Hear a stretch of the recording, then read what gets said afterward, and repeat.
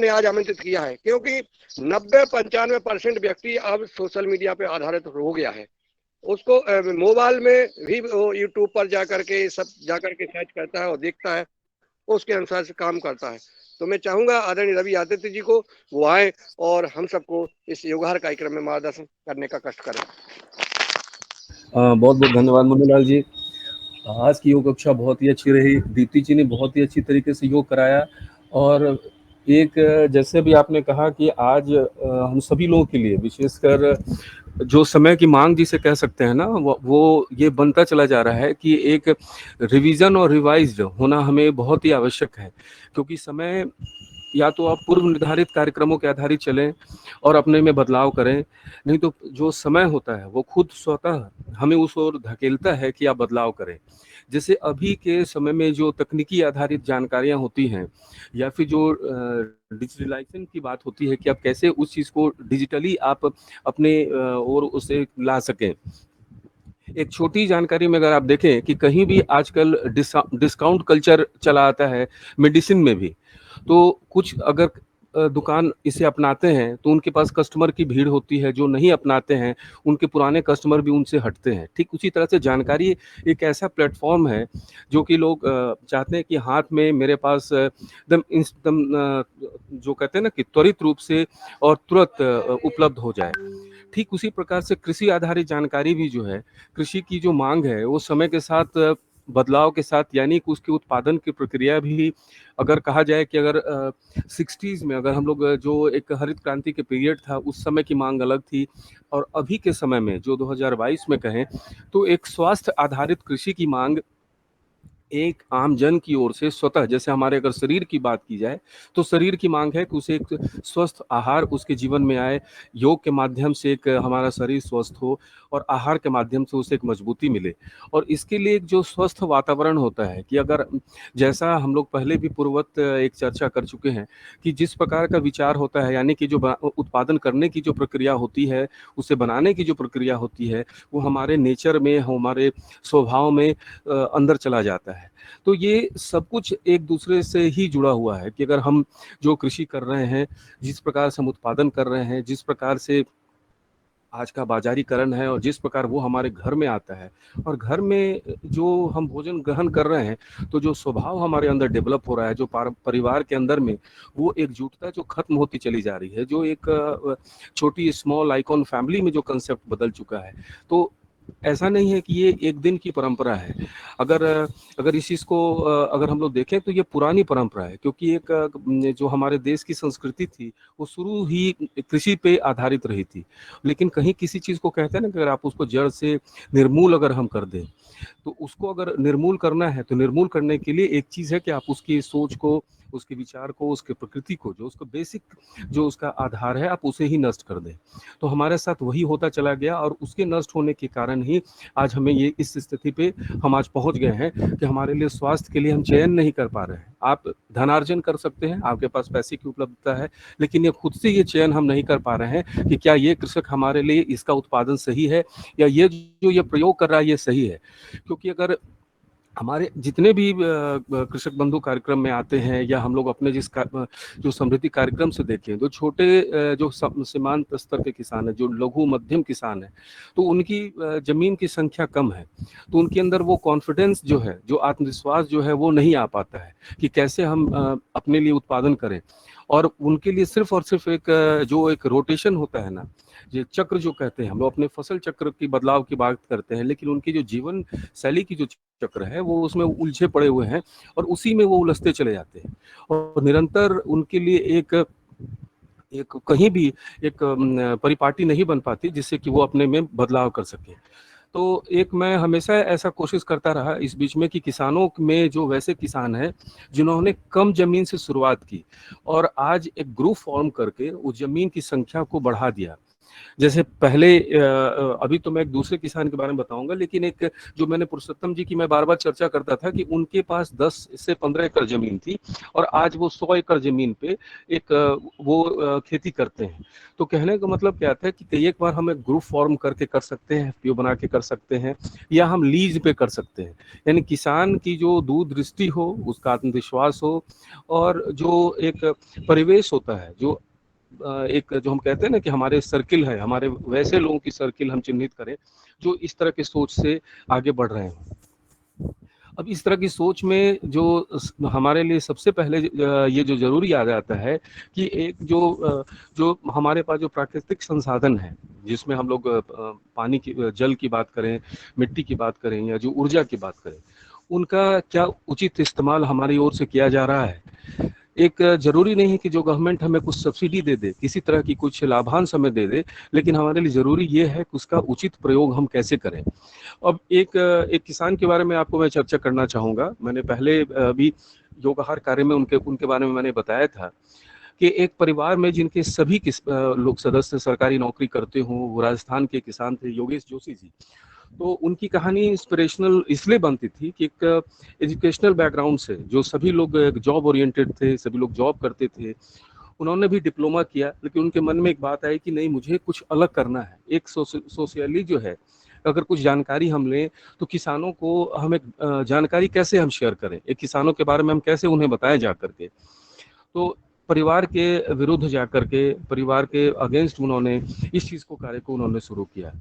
उसको जो कहते हैं ना कि पहला अगर हम कुछ इन्वेस्टमेंट करते हैं, तो इन्वेस्टमेंट करने के लिए अगर हम इसको, कृषि को अगर हम व्यापार के रूप में देखें, तो फिर हमारी जो विजन होगी उसी हिसाब से चलेगी, यानी एक जो प्लानिंग होती है उस हिसाब से होगी।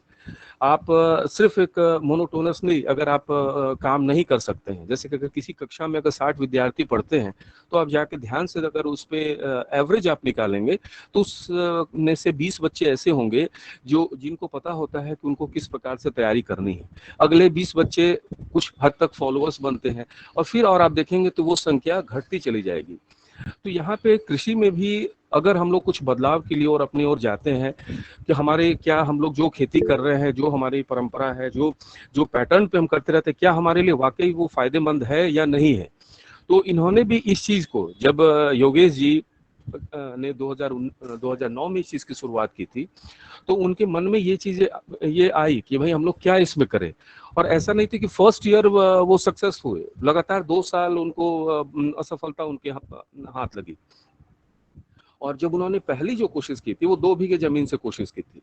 तो एक यहाँ पे मेरा कहना ये था कि एक सबसे पहले कि जो मांग क्या है, यानी एक जो अर्थशास्त्र के हिसाब से भी देखें कि जो मांग हमारे लिए उठती है, तो एक किसान को ये जज करना कि क्या वाकई हमारे क्षेत्र में अगर जो कहते हैं ना कि जो नकदी फसल, क्या उसकी मांग ज्यादा है, या अगर हम जाते हैं जो पारंपरिक हमारी फसल है गेहूं और चावल करने की, क्या उसकी मांग ज्यादा है, या सिर्फ हम वैसे ही कर रहे हैं कि बाकी करते चले आ रहे हैं। तो ये इसका चयन जो है और इस बात पे फोकस करना बहुत ही जरूरी है कि ऐसी हमारे अपने क्षेत्र में वैसी कौन सी फसल उगाई जाए जिससे ज्यादा मुनाफा हो और उसकी उपलब्धता बाजार को कराई जा सके। यानी इसकी प्लानिंग जो है ये बहुत ही निहायत आवश्यक है, क्योंकि योगेश जोशी जी के में एक चीज बहुत ही सफल था, जो उन्होंने साल 2 साल में इस चीज को सीख लिया कि एक नकदी फसल उनका उन्होंने चयन किया कि ये मुझे ज्यादा फायदा करा सकता है। अभी विगत कुछ दिनों पहले या कुछ महीनों पहले जो किसान आंदोलन के समय की बात, अभी जो वहाँ तेलंगाना के जो मुख्यमंत्री थे, उन्होंने एक चीज के लिए गवर्नमेंट पे, केंद्र सरकार पे दबाव डाला था कि हमारे यहाँ धान की फसल ज्यादा हुई है, आप इस चीज को हमसे परचेज करें। तो गवर्नमेंट का जो था स्कीम क्या कि भाई ये आपकी ओर से एक दबाव, कभी भी केंद्र सरकार ने आपको नहीं कहा। तो ये चीजें क्या आती है कि क्या हम अपने आप को सिर्फ और सिर्फ एक सीधे पैटर्न की ओर ले जाएं, या कुछ हम रिसर्च करें, कुछ एक जानकारी हासिल करें क्षेत्रवार।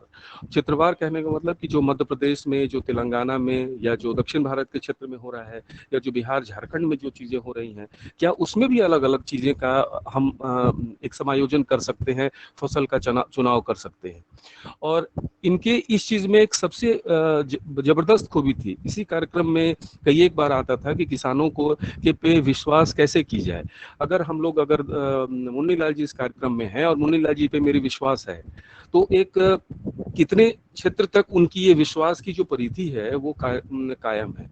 लेकिन अगर उनके पास में प्रमाणीकरण की कोई चीज है, प्रमाणीकरण कहने का मतलब कि अगर आप उनका एक सर्टिफिकेशन आप साथ में कराते चले जाते हैं, किसानों की वो जो प्रक्रिया है वो अगर पूरी होती जाती है, तो एक उस फसल की गुणवत्ता के साथ साथ उसकी ईमानदार कोशिश के साथ साथ वहाँ पे एक सर्टिफिकेट होगा, एक कागज होगी जो इस बात को साबित करेगा कि ये यूरिया डीएपी पेस्टिसाइड से ये भिन्न ये उत्पादन है।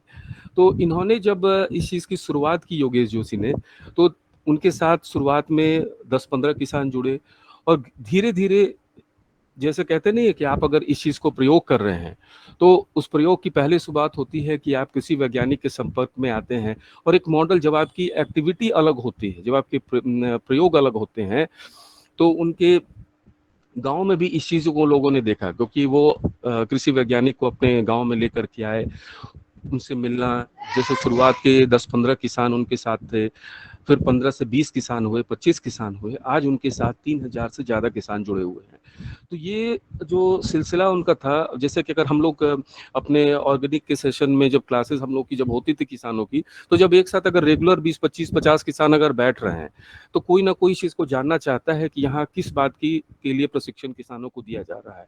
और इन लोग का एक ध्येय था कि हम लोग को अगर 20 किसान ही अभी साथ में है, तो हम लोग इस चीज को बताएं कि क्यों ये हमारे लिए उतना आवश्यक बन जाता है। तो इनकी इस कोशिश में जो कृषि वैज्ञानिक आते थे, उन्होंने इस चीज को बताया कि आप नकदी फसल का चुनाव करें। इन्होंने जीरा का चुनाव किया। जीरा के चुनाव के साथ साथ जो इनके टीम के लोग थे, इन्होंने उसी समय से पीजीएस के अंतर्गत इन्होंने अपने रजिस्ट्रेशन की प्रक्रिया शुरू की।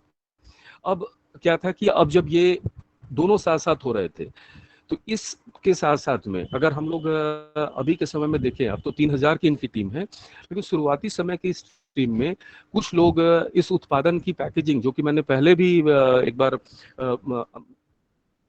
बिंदेश्वरी जी वाले केसेस में हम लोगों ने किया था, ब्लैक राइस में, या अखिलेश जी में हम लोगों ने छोटे छोटे पैकेट्स बनवाए थे, बिहार के किसान थे अखिलेश कुमार। तो इनके साथ भी इसी तरह की इन्होंने एक सिमिलर एक कोशिश अपने लाइफस्टाइल में इन्होंने की कि जब इन्होंने जीरा का उत्पादन किया, तो जीरा का अगर आप डेमोन्स्ट्रेशन देने जाते हैं किसी के साथ भी, तो इन्होंने उस चीज को अलग अलग अपने जो जिले स्तर पे इस चीज को उन्होंने भेजा। और एक जो डिजिटल किसी चीज की जरूरत होती है, अगर हम डिजिटल की, तो उस डिजिटल प्लेटफॉर्म पे भी इन्होंने अपनी जानकारी, अपने उस उत्पादन को, आज क्या है कि आप लोगों से, हम लोग बातचीत में कैसे कहते हैं कि अपने अपने लोकेशन को आप शेयर कीजिए, तो ये लोकेशन शेयर करना और डिजिटली आप किसी चीज को अपने बात से भेजना, तो एक उसके साथ साथ में आप अगर आप किसी चीज़ को बुलाने के लिए, जैसे कि अगर हम अपने चीज़ को लेकर के बहुत ही आश्वस्त है कि मेरा उत्पादन बहुत बढ़िया है, तो आप उस चीज़ को लेकर के हमेशा चाहेंगे कि लोग मेरे प्लॉट पे आएँ, विजिट करें। और उन्होंने कुछ और किसानों को जैसे जब इस चीज़ में जोड़ते थे, तो उनकी पहली ये कोशिश होती थी कि आप हमारे प्लॉट पे आके हम लोग के इस चीज़ में को, कि अब उनके साथ जो समूह जैसे जैसे बढ़ती जा रही थी, उसके पीछे उनकी ट्रेडिशनल प्रक्रिया जो जो उन्होंने अपनाई कि किसानों का प्रशिक्षण देना, और इस प्रशिक्षण के साथ साथ में उनको उस प्लॉट पे लेके जाना। अब उस पर धीरे धीरे जो भी नकदी फसल में जीरा के अलावा सौंफ को उन्होंने जोड़ दिया, फिर धनिया को जोड़ दिया, फिर मेथी को जोड़ा। और अब जैसे क्योंकि योगेश जी का विजन बड़ा था, अब क्या होता है ना कि ग्रुप में कोई ना कोई व्यक्ति, अब ये समूह तो बड़ा हो रहा है, उन्होंने एक रजिस्ट्रेशन भी करा लिया, तो उन्होंने इस संपर्क में अब निरंतर क्या होता है, जब आप अध्ययन करने के लिए रहेंगे, क्योंकि मैं इसलिए इस बात को कह रहा हूँ कि जब इस कार्यक्रम को शुरुआत में जब आदरणीय पवन सर ने से होती थी इस चीज में बातचीत में कि आप जब उनकी ओर से होता है कलेक्टिव लर्निंग्स आप कैसे करेंगे, कलेक्टिव लर्निंग्स की बात में जब आप रिसर्च करते जाएंगे, जब देखते जाएंगे, तो ऐसे कई मैं अपने लैपटॉप में देखता हूं तो ऐसे कई सक्सेसफुल फार्मर्स की स्टोरी आज मेरे पास जमा हो गई है, जिसको कि मैं चाहूं तो आप लोगों को इससे सा जानकारी मैं दे सकता हूं। तो इनके साथ भी ये चीजें, जब योगेश जी को ही मैं देखता हूं तो इन इंटरनेट के माध्यम से उन्होंने जापानी कंपनी से संपर्क किया। अब एक दिन की कभी कोई बात नहीं हुई कि आज मैंने सोचा और कल मैं ये काम कर लूंगा, क्योंकि वो निरंतर उनकी ये कोशिश थी।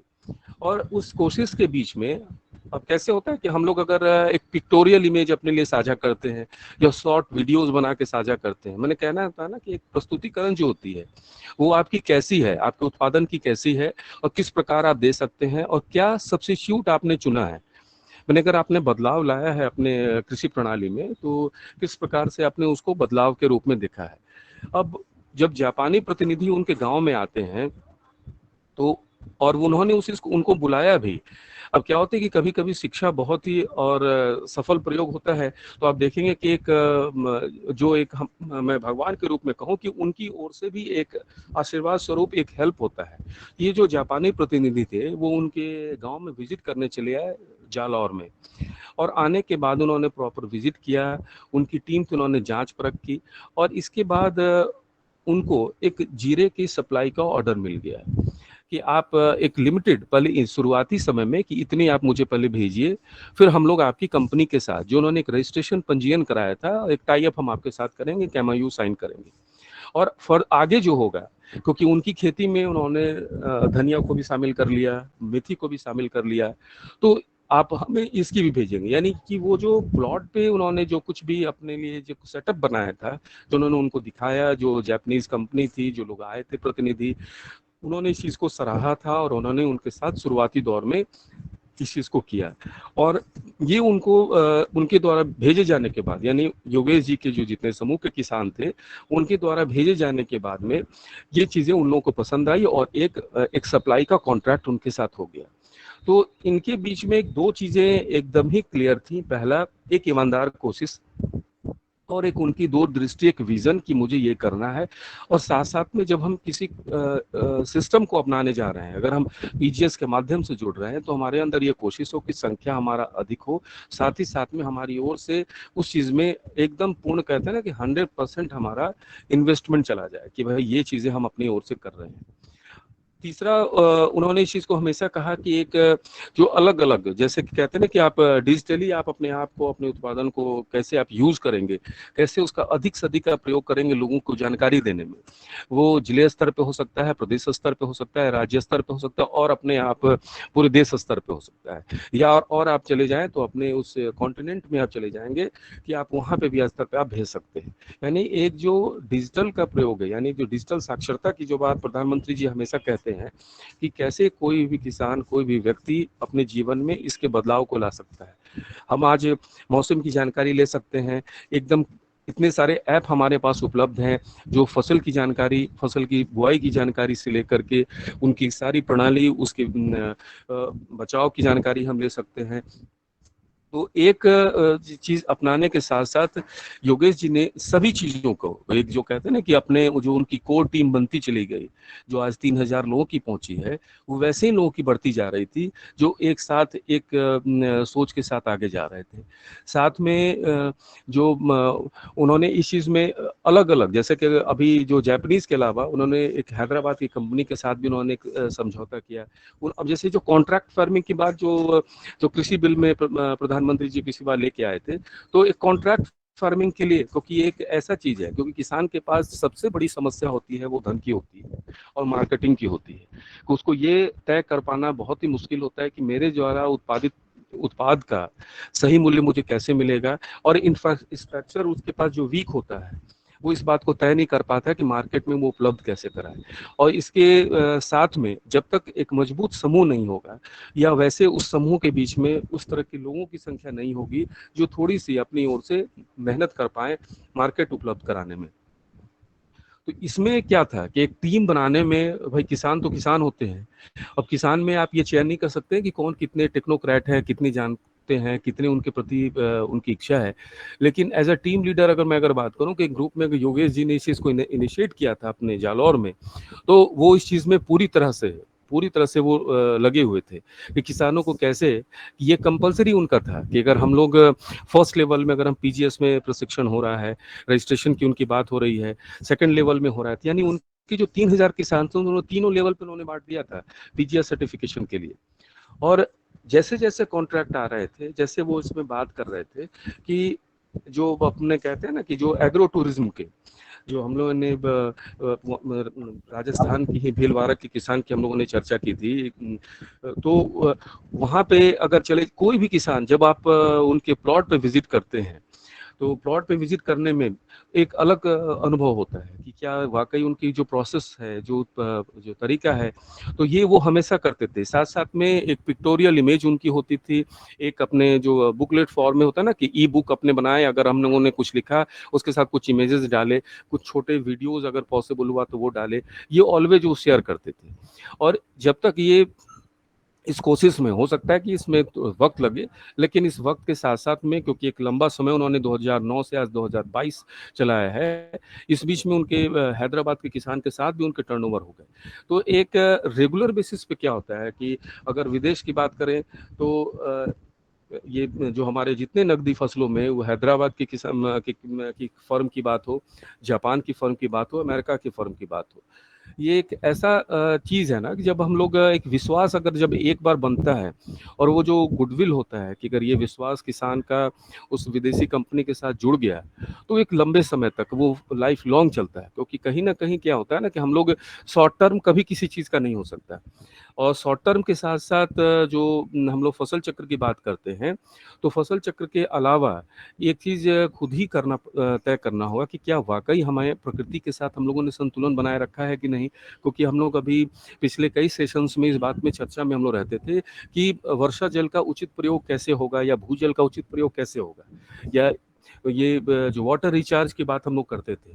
तो ये हमेशा ये चीज़ है कि क्या फसल का सही चयन हम लोग करें जो क्षेत्र के हिसाब से मांग हो, और साथ ही साथ जो हमारे लिए जैविक प्रमाणीकरण की जो प्रक्रिया है कि हमारे उत्पाद की, जो अगर जो हम लोग उस चीज़ को अगर लेके चले कि जो 6-7 साल पुराने किसान हैं, या जो 3 साल पुराने किसान हैं, जो 1 साल पुराने किसान हैं, तो इस तरह की जो स्लैब है, ये एकदम पिक्चर क्लियर जो इनके खासकर इसमें थी, योगेश जी वाले में थी, कि वो एकदम पहले से ही क्लियर होता था। ऐसा ना कि आज आप एक ग्रुप में जुड़ गए और उस ग्रुप से आज आपको लगे कि नहीं कल से मेरी आमदनी जो है वो शुरू हो जाएगी, माने ये चीज उनको लगे कि आपको इससे आमदनी होगा, लेकिन आपका जो कन्वर्जन सिस्टम है, कन्वर्जन कहने का मतलब कि जो आपकी जैविक प्रमाणिक की जो आपकी जो प्रक्रिया है, वो कैसे वो first year, second year, third year में आपको ये किस फेज में किस प्रकार से आप पूर्ण जैविक प्रमाणित किसान की ओर आप जाएंगे।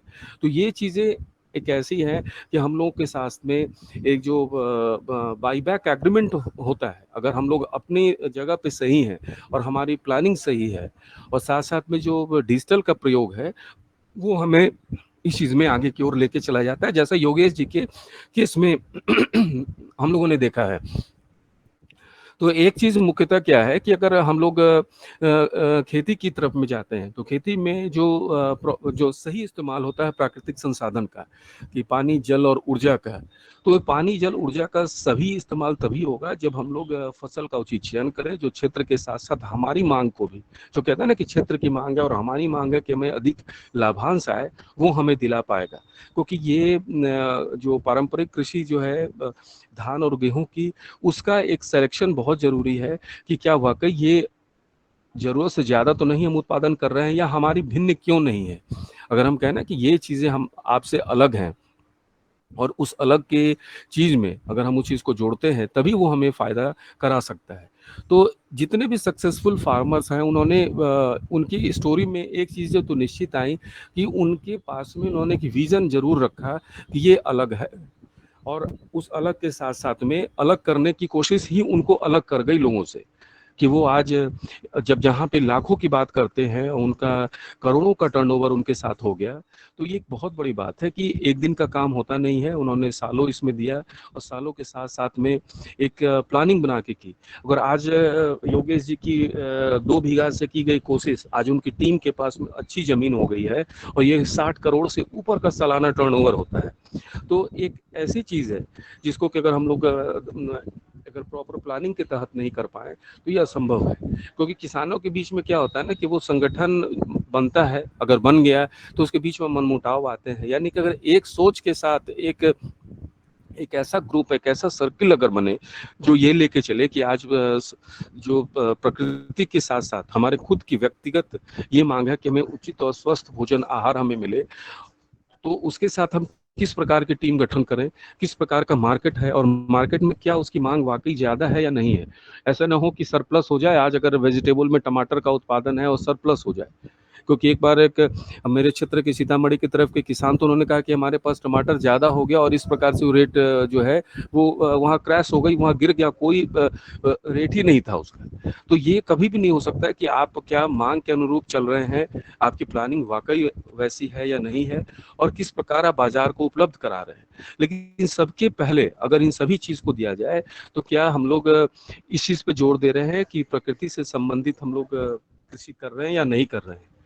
क्योंकि एक जो हम लोग रोटेशन पे हम लोग को किसान को ध्यान करने के अलावा, या मिट्टी के जो सघनन प्रक्रिया होती है, ये हर चीज में एक चीज हमेशा आता है कि एक किसान के साथ में कि उन्नत प्रौद्योगिकी के अलावा क्रेडिट जो होती है, जो केसीसी वगैरह कार्ड बनता है, मैंने कहा इसमें ओवरऑल एक रूल ऐसा है कि एक ऐसा ग्रुप अगर फॉर्म हो, आप एक कल्पना करिए जितने भी सक्सेसफुल लोग हैं, एक ऐसा ग्रुप हो जिसमें कुछ लोग सही जानकारी केसीसी के बारे में भी रखें, कुछ लोग बाजार से संबंधित भी रखें, और उनकी प्लानिंग 4 महीने पहले ये हो जाए, मैंने इस फसल की बुआई के पहले हो जाए कि हमें इस प्रकार इस बार का हमारा करना है।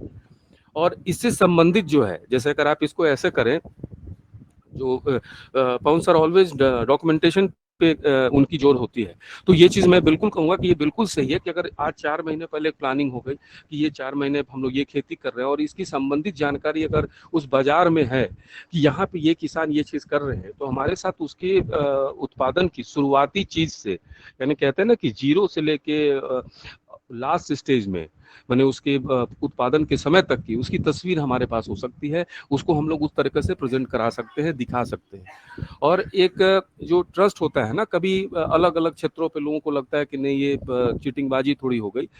आप अब अपनी ओर से कभी अगर सिक्किम की ओर आप जाएं, जो पूर्ण जैविक प्रदेश है, तो सिक्किम में आप जाएंगे तो रोड के किनारे, क्योंकि आप देखेंगे कि वहाँ दाल, ऑर्गेनिक दाल वहाँ बिकता है, और ऑर्गेनिक दाल की कीमत बहुत ज़्यादा है। मैंने जो रोड किनारे भी बेच रहे हैं वो आपसे सीधा कह देंगे कि ये 250 रुपये किलो का है, ये दो, मैंने बहुत बार्गेन भी, अगर आप बहुत उन्हें प्रेशर देंगे कि नहीं इतना लूंगा, तो 220 पे आके वो रुक जाएंगे। अब आप सोच के देखें, क्योंकि एक आपको पता है कि सिक्किम में पूर्ण जैविक प्रदेश है, सरकार की ओर से यहाँ ये लोग नहीं यूज कर रहे हैं, तो वो लोग कॉन्फिडेंटली इस प्रयोग को कर रहे हैं। हम लोग अपने क्षेत्र में ऐसा नहीं कर सकते, लेकिन हम लोग इतना जरूर कर सकते हैं कि हम लोग चयन, जो कहते हैं कि किसी चीज के अगर हम लोग साइलेज की, जो अगर हमारे किसान अगर बात करते हैं कि उनकी ओर से साइलेज का उत्पादन हो रहा है, तो अगर वो उतने विजनरी हैं तो हम लोग भी विजनरी हो सकते हैं। यानी किसान का विजन उनको क्लियर करना होगा, साथ साथ में वैसे सक्सेसफुल किसान के साथ में हम कह रहे हैं कि उनकी सोच को हम जरूर रख सकते हैं। ये थोड़ी सी फर्क पड़ेगी कि जो बिहार के किसान हैं वो राजस्थान के किसान से अपने आप को भिन्न पाएंगे, लेकिन नेगेटिव चीज को मैं कभी नहीं कहूँगा कि नेगेटिव चीज है। हो सकता है कि उनकी सफलता आज 10 साल पीछे के अगर देखूं, तो उनको भी ये 2 बीघा में, और उनको भी जब लगातार 2 सफलता के बाद वो निराश हो सकते थे, लेकिन उन्होंने इस चीज का चयन नहीं किया। उन्होंने चयन किया कि कैसे और आप एक्सपेरिमेंटल होंगे, कैसे आप प्रयोग करेंगे।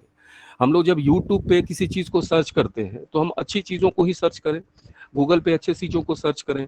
यानी अगर हम चर्चा में किसी चीज़ को लाते हैं, अगर आप इस चीज़ को गौर करें कि हमारे अपने समाज में ही 3 तरह के लोग होते हैं। एक वैसे लोग होते हैं जो किसी थॉट पे डिस्कशन करते हैं, कुछ वैसे लोग होते हैं जो इवेंट पे डिस्कशन करते हैं, और एक वैसे लोगों की संख्या उतनी ही ज़्यादा है जो घटना पे, मतलब जो कहते हैं नहीं, आस पड़ोस की जो के अलावा उस व्यक्ति विशेष पे, उसकी निंदा पे, उस पे, इस पे, आलोचना पे डिस्कशन करते हैं।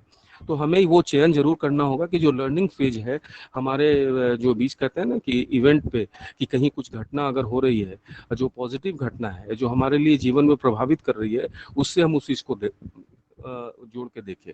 साथ ही साथ में जो एग्रीकल्चर की जो एजुकेशन होती है, यानी जो कृषि शिक्षा हम लोग कह रहे हैं, कृषि शिक्षा की एक ऐसी चीज है कि जो कि अगर आप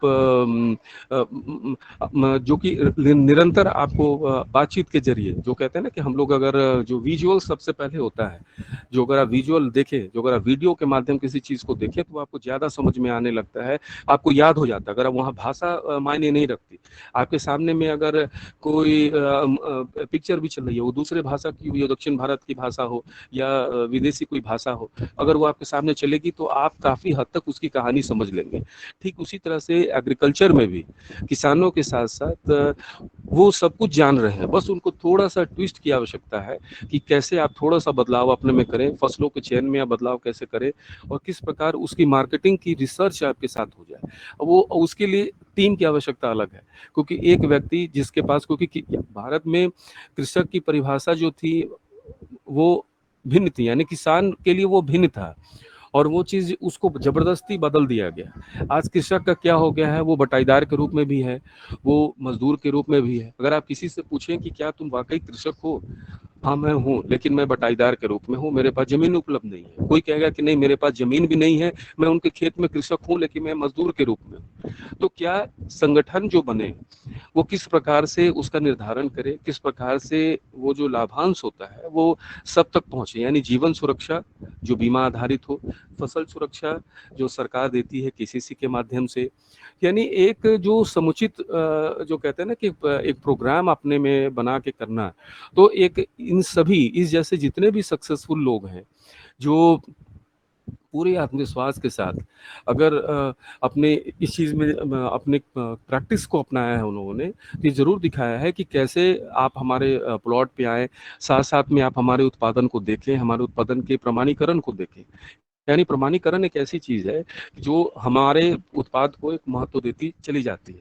तो एक चैनल तो हमें बनाना ही होगा, और चैनल के साथ-साथ किसानों को ये ज़रूर देखना है कि वो हमारे लिए ज़रूरी क्या है। जी।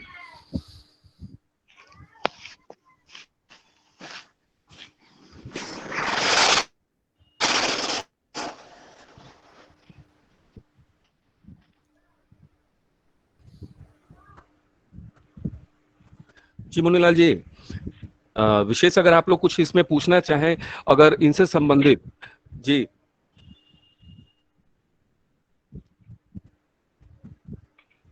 जी धन्यवाद आदरणीय रवि जी। अगर किसी भाई का कोई सवाल हो तो आदरणीय रवि आदित्य जी से कर सकते हैं। जी ओम। जी जैसे ओम। कि जो पहले पहले यदि ग्रुप बन रहे हैं और उनको, जैसे मैं होशंगाबाद के आसपास की बात करूं तो यहाँ पर की जो जलवायु है वो भिन्न प्रकार की है। इसमें हम किस प्रकार से जो है नगद फसल का वो कर सकते हैं, इसका आकलन हम कैसे करें?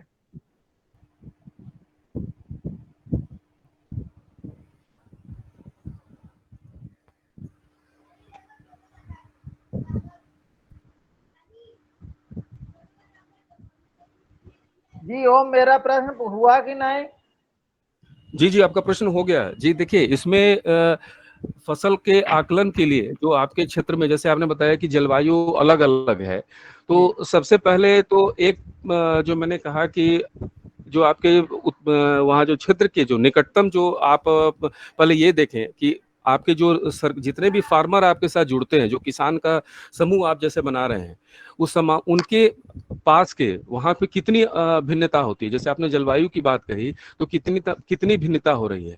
दूसरी चीज क्या है कि एक प्रयोग तो हमें करना होगा। जैसे खासकर जो जिनकी मैं सक्सेस स्टोरी बता रहा था योगेश जी की, तो उनकी पहली 2 नकदी फसलों का जो पहले 2 सालों का उनका नुकसान हुआ, तो एक पहला प्रयोग तो हमें बिल्कुल ही एक कोशिश करनी होगी मिल करके कि कितना नुकसान होता है, तभी हम कुछ आकलन कर पाएंगे उस चीज में कि हमें कितना नुकसान हो रहा है और कितना फायदा होने की उम्मीद है।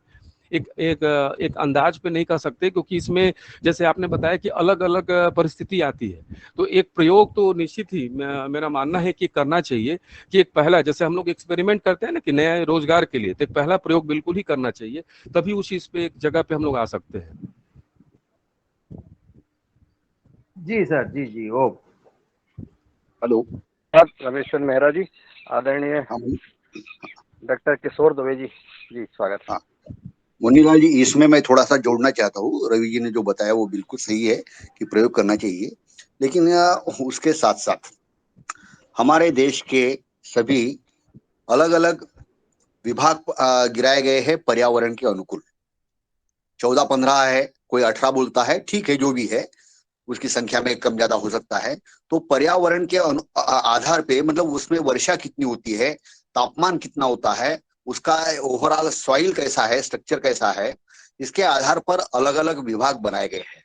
और ये विभागों के अनुरूप क्या क्या फसलें होती है उसके बारे में वहां का, उस एरिया में जो कृषि विज्ञान केंद्र है, उस विभाग में जो कृषि महाविद्यालय है या कृषि विद्यापीठ है, उसके पास में ये जानकारी रहती है। गूगल में भी ये जानकारी है कि भाई हमारा क्षेत्र कौन से इसमें आता है करके। तो वो सब जो टेम्परेचर है, ह्यूमिडिटी है, रेनफॉल है और सॉइल है, उसके आधार पर उस क्षेत्र में कौन से प्रकार की फसलें होती है, इसकी सूची हमको विद्यापीठ से या कृषि विज्ञान केंद्र के माध्यम से मिल सकती है। इतना ही नहीं, अगर थोड़ा हम अध्ययन करें तो हम जो फसलें लगानी चाहते हैं उस फसल को किस प्रकार का सॉइल चाहिए, कौन सा टेम्परेचर चाहिए, कितना रेनफॉल चाहिए, ठंड चाहिए या गर्मी चाहिए, इसकी जानकारी भी हमें गूगल में भी मिल सकती है। मेरा कहने का मतलब ये है, ये 2 तथ्य यदि हम ध्यान में लेते हैं कि भाई हमारा क्षेत्र कौन से पर्यावरण क्षेत्र में है, वहां पे क्या क्या मौजूदा स्थिति है, एक, और जो फसल हम लगाना चाहते हैं उसके लिए क्या क्या अनुकूलताएं चाहिए, वह 2। यह 2 चीजों को ध्यान में रखकर ही हमने नए फसल की तरफ जाना चाहिए। और नए फसल के तरफ फिर लगाने के लिए थोड़े पैमाने पे प्रयोग करना चाहिए। वह भी मैं कहूंगा कि एक जगह मत करो, कम से कम 4-5 जगह पे थोड़ा थोड़ा करो। मतलब आधा एकड़ या पाव एकड़, 10 बीघा, एक 4-5 जगह पे लगाओ। नहीं तो होता क्या है कि एक जगह लगाया, उसका बहुत अच्छा फल मिल गया, तो हम ये प्रोपोगंडा करते कि बहुत अच्छी हो रही करके। अगर उस जगह का एक प्रयोग फंस गया तो हम बोलते कि नहीं भाई ये यहाँ पे हो ही नहीं सकता करके। भाई विज्ञान की परिभाषा ये बोलती है कि कोई भी एक चीज से आप नतीजा मत निकालो। इसलिए जो भी लगाना है, जो भी नई फसल लगाना है, 10 बीघा, 5 बीघा, 2-4-5 अलग अलग जगह पे, अलग अलग गाँव में थोड़ा सा लगाओ, अपने मित्रों में से करवाओ, और इसके बाद में जो नतीजा आता है उस नतीजे के आधार पे फिर दूसरे वर्ष में या दूसरे सीजन में और फलों का और फसलों को उसको बढ़ाना कि नहीं बढ़ाना, इसका निष्कर्ष पाओ। बस यही मैं जोड़ना चाहता हूँ। धन्यवाद। धन्यवाद आदरणीय डॉक्टर किशोर दुबे जी, आपने और क्लियर किया है कि हमें कहीं एक जगह हम कोई फसल लगा लेते हैं और उसका प्रभाव से हम चर्चा करने लगते हैं वो ठीक हो गई या खराब हुई। सारी जगह क्षेत्र में विभिन्न जगह हमें प्रयोग करना चाहिए, तो हम उसका निष्कर्ष निकाल सकते हैं। जलवायु के ऊपर प्राकृतिक सभी संसाधनों और गूगल और यूट्यूब का इस्तेमाल करते हुए, जैसे कि आदरणीय रवि आदित्य जी ने इस पर स्पेशली क्लास ली है, इस सोशल मीडिया गूगल यूट्यूब पर के माध्यम से हम कैसे अपनी जानकारी और मार्गदर्शन ले सकते हैं। इस सदन में सवाल होंगे, जवाब आएंगे, सुझाव मिलेंगे। जी जी आदरणीय सदा जी। सदन को कोटि कोटि प्रणाम। और आज बहुत नॉलेजेबल मिल रहा है सदन को। मेरा एक छोटा सा क्वेश्चन था कि हम लोग कभी कभी हमारे क्षेत्र में किसी क्रॉप की अधिकता हो जाती है। जैसे एक बार बैंगन हमारे एरिया में लग गया तो क्या हुआ कि 2 रुपए किलो पहले बैंगन रहा, फिर ये हालत आ गई कि बैंगन बिकना ही बंद हो गया और किसानों का 20-20 एकड़ बैंगन लगा हुआ था और उसका भाव नहीं मिला। ये हालत रहा कि तोड़ के हम लोग जब अपने जानवरों को डालने लगे तो कुछ दिन बाद जानवरों ने भी खाने से मना कर दिया। जब डालते थे बैंगन तो वो दूसरी तरफ मुंह कर लेते थे, यानी इतनी बैंगन की अधिकता हो गई और सभी किसानों को नुकसान हुआ उसमें। तो ऐसा क्या, मतलब ऐसा क्या करें कि पूरे क्षेत्र में एक साथ किसी क्रॉप का ना निकले और हम लोगों को ये नुकसान ना हो? इसके लिए सर रवि सर क्या करें सर? सरज जी देखिए, इसमें भी वही बात आती है कि जैसे अभी हम लोग अगर पहले इस बात का चयन क्योंकि कर पाते हैं, अगर हम लोग रिसर्च कर पाते हैं, मैंने बार बार कहा है, शुरू से कहा कि एक रिसर्च बहुत जरूरी है प्लानिंग के लिए। क्योंकि होता क्या है कि जो एक प्रक्रिया चली आ रही है, जो एक पैटर्न चला आता है, हम लोग वही करते चले आते हैं। और जैसा भी आपने बैगन के बारे में बताया, मैंने अपने गृह जिला सीतामढ़ी की तरफ मैंने देखा, वहाँ भी कुछ परेशानी टमाटर को लेकर के हुई। तो अधिक उत्पादन जो है वो अधिक उत्पादन होने से स्वाभाविक है कि उसकी मांग जो है प्रभावित हो जाती है, और मांग प्रभावित होती है तो मूल्य प्रभावित होता है। और जब आपने कहा कि पशु भी चीज को निरस्त कर रहा है, तो एक चीज तो है कि जो ऑप्शनल है, और ऑप्शनल में क्या होता है ना कि फसल के चयन का चुनाव जो है, जो जब भी अभी दुबे सर ने भी कहा कि एक निकटतम जो जो कृषि विज्ञान केंद्र है, या जो भी अगर कोई विद्यालय विश्वविद्यालय आपके पास में है निकटतम, तो आप उससे संपर्क करके हम लोग एक प्लानिंग जो कहते हैं ना कि ओवरऑल जो एक फायदा क्या है हमारे लिए जो डिजिटल होने का, कि हम एक अपने लिए प्लानिंग प्रॉपर बना लें कि क्या इसका उत्पादन पिछले साल की तुलना में अभी कैसा रहा था, और 1-2 साल आगे पीछे का लेके करना ही पड़ेगा थोड़ा इसमें, क्योंकि ये परेशानी कैसी है कि इसका मार्केट में कोई प्रयोग होगा नहीं, और हम लोग अपने लिए उसके ऑप्शनल पे ही तैयारी कर सकते हैं, और एक रिकॉर्ड पिछला देख करके, क्योंकि एक अंदाज पे ही हम लोग बना सकते हैं, अपने लिए एक एवरेज एक रिपोर्ट निकाल सकते हैं सामने में। जी शरद जी, क्योंकि एक मैंने आपका चर्चा इसलिए किया था साइलेज को लेकर के। जी सर। ये जी क्योंकि एक जैसे आपने एक खुद ही एक बहुत अच्छा एग्जांपल दिया था, जो आपने एक साइलेज की बारी एक सेशन में बताई थी कि कैसे हम लोग कार्बोहाइड्रेट की कमी को पूरा कर सकते हैं, क्योंकि हमारे क्षेत्र में अगर भूसा मवेशी को हम दे रहे हैं और उस जगह पर अगर हम उनके पास में एक मीठा तत्व के रूप में इस कमी को पूरी करने में, जो हम लोग एक कहे ना कि एक हरी खाद की जगह, एक घास की जगह हम लोग एक कार्बोहाइड्रेट की कमी पूरी हो गई, एक मीठी चीज उनके पास गई कि दूध उत्पादन उनका बढ़े। तो ठीक इसी प्रकार से ये एक रिसर्च सरज जी बड़ी जरूरी है कि कैसे उसकी कमी ये पूरी करेगा। जी सरज जी। जी सर, ये बहुत अच्छा। हम लोगों ने फिर यही इस पे ढूंढा कि ऐसी क्रॉप लगाई जाए कि जो अपने को भरपूर रेट भी दे और थोड़ा सा लीक से हटके चलें। अगर एक ही क्रॉप लगती है तो बहुत ज्यादा, अभी जैसे कि प्याज में बहुत किसानों को नुकसान हो रहा है, मैं देख रहा हूँ लहसुन में बहुत नुकसान हो रहा है। तो ये ऐसी प्रॉब्लम्स बहुत बीच में आ जाती है कि अधिकता होने के कारण किसानों को भारी नुकसान का सामना करना पड़ता है। तो मेरा तो ये रहेगा कि कुछ ना कुछ ऐसी नई चीज पकड़े जो अपने ही खेत में पैदा हो, अपने ही खेत से निकले और अपने ही खेत में पैकिंग होकर और अपने रेट पर सेल हो। बिल्कुल बिल्कुल। ये साइलेज के माध्यम से हम लोग ये करते हैं। जब से साइलेज आया है, जब से ये प्रॉब्लम हमारी दूर हो गई कि हमें मार्केट में कम रेट या ऐसी दिक्कतें वो नहीं आती। जी बिल्कुल। और ये इसलिए ये चीजें जरूरी हैं क्योंकि जैसे आपने इस बात को कही, और ये अगर मैं आप मध्य प्रदेश में हैं और हमारे बिहार के किसान जो रेगुलर जुड़ रहे हैं, उमाशंकर जी हो या वेंकटेश्वरी जी हो, अगर मैं उनको ये चीजें भी कह रहा हूँ कि देखिए हमारे योगाहार समूह के किसान जो हैं, इस तरह से दूध उत्पादन उनकी बढ़े, क्योंकि मवेशी उनके पास भी है, अगर वो इस तरह से प्रयोग कर रहे हैं तो आप भी छोटे स्तर पे साइलेज के लिए आप प्रयोग कीजिए। और कैसे अगर आपको लगता हो कि किस समय इनको हमको काट लेनी चाहिए, किस समय इनकी बुआई करनी चाहिए, आप उसको एक बार उनसे एक बार सीखिए। क्योंकि कारण क्या है ना कि जो डिजिटल फायदा तभी है, जैसे अभी दुबे सर ने बताया कि आप गूगल पे आप सर्च कर सकते हैं, लेकिन अगर आप जोड़ें तो एक डॉक्यूमेंटेशन आवश्यक है, यानी हम लोग नोट डाउन कैसे करते हैं, एक कि ये चीजें हैं, आप नोट डाउन करें कि हाँ आज हमने ये काम को किया और इस प्रकार इसका ये रिजल्ट आया, यानी आउटपुट जो होता है ना, वो आउटपुट हमें लिखना पड़ेगा। जी जी, वो मैं कह रहा हूँ। जी सर, जी सर। सर ऐसे हम लोगों ने अभी जैसे बल्लर लगाई हुई है, बल्लर हमारे यहाँ अभी 4 फीट का बल्लर हो गया है, सेम बोलते हैं, और 4 फीट की बल्लर हो गई, लगभग वो 1-1.5 महीने बाद फूल आ जाएगा उसमें। तो हम लोग मार्केट में अर्ली सब्जी दे के भी पैसा अच्छा कमा लेते हैं।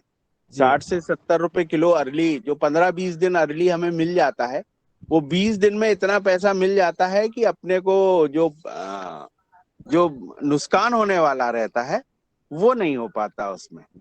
और अभी कुछ महाराष्ट्र से कृषक लोग आए थे यहाँ पे, तो जी साइलेज का पूरा ट्रेनिंग लेके गए वो, जी और पुणे के पास पे जी थे जी वो, और यहाँ पे बहुत अच्छा सा ट्रेनिंग लिया मुन्नीलाल सर जी से, उन्होंने मार्गदर्शन लिया था, और फिर यहाँ ट्रेनिंग लेके फिर वो वहां पे गए, और अभी अपना वो साइलेज बनाने का विचार बना रहे हैं।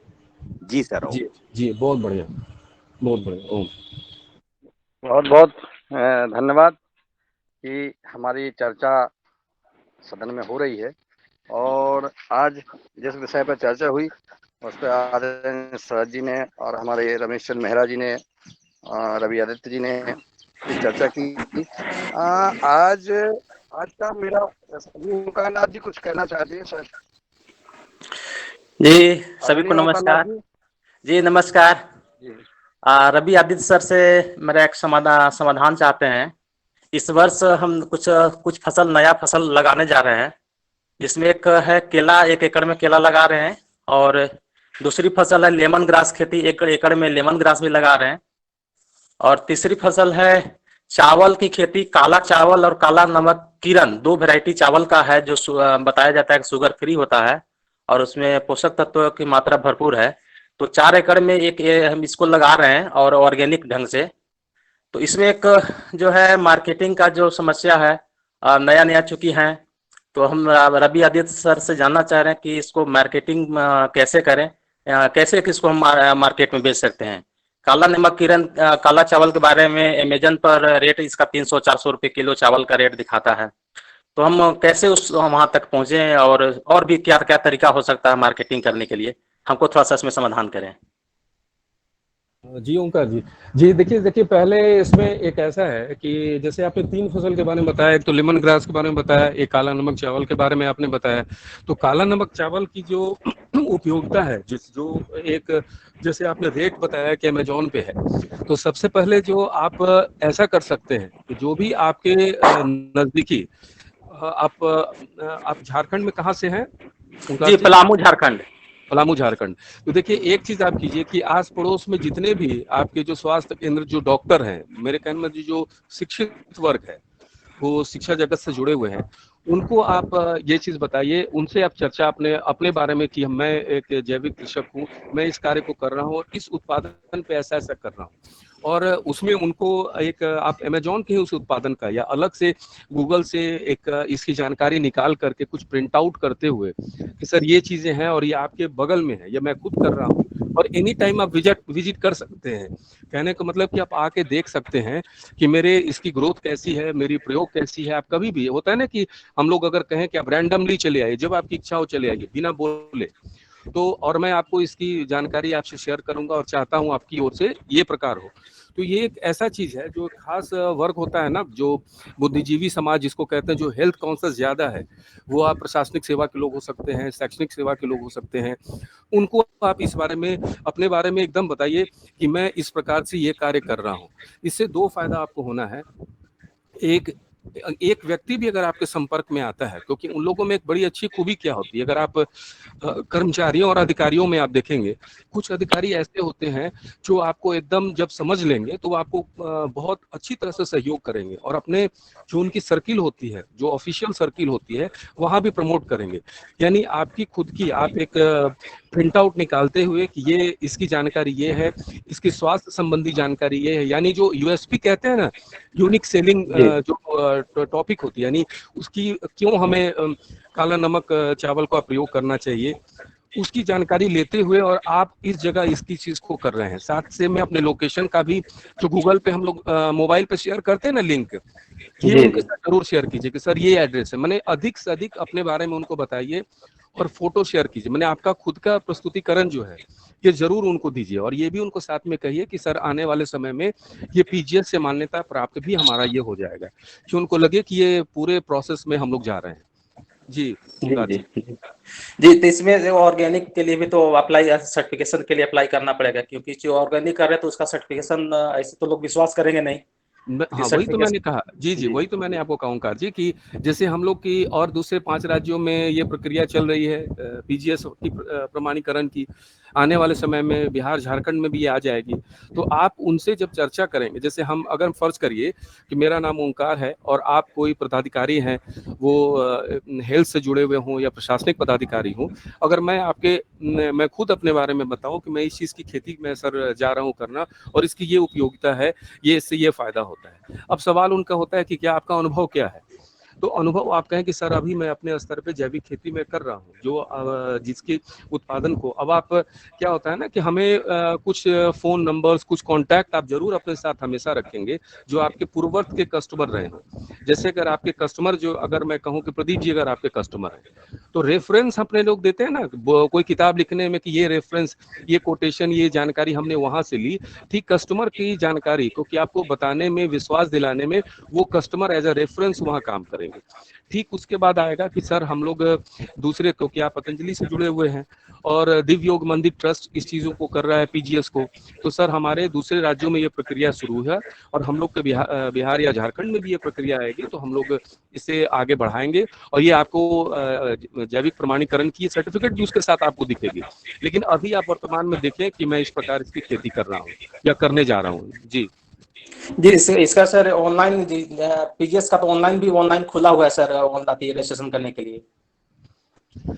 देखिए ऑनलाइन अभी तो मैं तो इसलिए इस चीज़ को कहूँगा कि हम लोग जब एक सिस्टम से जुड़े हैं और वो चीज़ें हमारी ओर आ रही हैं, तो हम लोग का एक अपना खुद का एक रहेगा ना कि हम लोग अपने ही सिस्टम से आगे बढ़ रहे हैं, तो उसमें ज़्यादा समय भी नहीं लगेगा। इधर आप इस चीज़ में थोड़ा सा मिलना जुलना जैसे आप शुरू करेंगे ना, तो आपको क्या होगा, 2 तरह का अनुभव होगा। कुछ लोग सीधा रिजेक्ट कर देंगे और कुछ लोग आपसे सुनेंगे।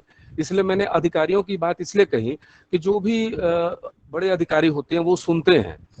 ये चीज मैंने महसूस किया है कि आप उनसे अगर कोई बात करेंगे वो लोग सुनेंगे। अभी हम लोग के एक फार्मर ट्रेनर है देवपाल जी, अभी योगपीठ में ही वो जुड़े हुए हैं, वहीं पर अभी हैं। उनके सामने में जो कोरोना फेज में हम लोगों ने जब वो योग कराते थे और मुजफ्फरपुर में एक आए थे, बड़े चार्टेड अकाउंटेंट थे, उन्होंने उनको कहा कि आप अगर हमारे लिए इतने उत्पादन आप लोग करते हैं तो मेरे पास 500 क्लाइंट बेस है। तो ये देवपाल जी कभी मैं उनको कहूंगा कि पॉसिबल होता अगर योगपीठ में रेगुलर अभी हैं वहीं पर वो, तो वो अनुभव वो बताते कि कैसे ये जो कहते हैं ना जागृति बड़े लोगों में है।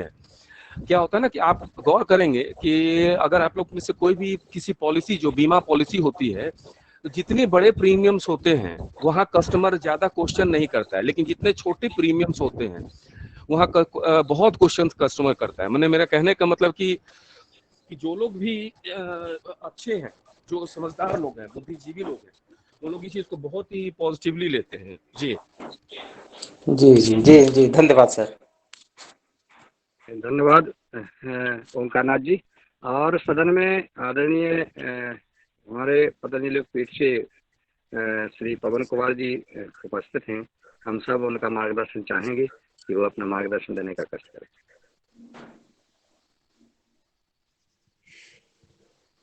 नमस्कार सभी को।